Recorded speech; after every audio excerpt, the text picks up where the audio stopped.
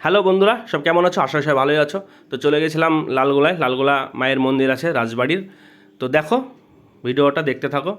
মাকে প্রথমে প্রণাম করে এলাম, তারপরে ভিডিওটি স্টার্ট করছি। দেখো, তো গেছিলাম লালগোলা রাজবাড়ির মন্দির। খুব বড় একটা মন্দির আর অনেক জাগ্রত একটা মন্দির। তো দেখো, ঢোকার সাথে সাথে লেখা আছে ওপরে বন্দে মাতরম। মনটাই পুরো খুশি, বন্দে মাতরম। তো ঢোকার সাথে সাথে চারি সাইড দিয়েই একটা সব দিয়ে বড়ো জিনিস, সেটা হলো শিবলিঙ্গ। আমাদের বলে আবার শিবলিঙ্গ চারি সাইড দিয়ে আছে।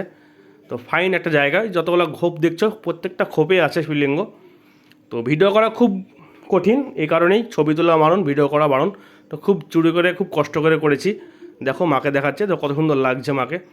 তো সামনে থেকে করতে পারিনি, খুব ভালো পারিনি ভিডিও করতে, ভয়ে কেউ যদি কিছু বলে। তো দেখো, এখানে শঙ্খ আছে, উপরে দেখো সব দড়ি বাঁধা আছে। সব যে যেমন মানত করে, কারো কষ্ট কি আছে, যার যেমন মানত করা সব করে, সব সফল হয়। তো তোমরা অবশ্যই যাবে মায়ের মন্দিরে। তো রঙটা দেখো খুব সুন্দর করেছে, কালী পুজো বলে কথা গেল কিছুদিন আগে। তো রঙটা করেছে খুব ফাইন রঙ। আর সন্ধ্যারতিতেও দেখতে পাবা, সন্ধ্যারতিও আছে ভিডিওতে। তো আমার দিদি এটা, ওটা আমার তোমাদের দিদিভাই, মানে আমার ওয়াইফ।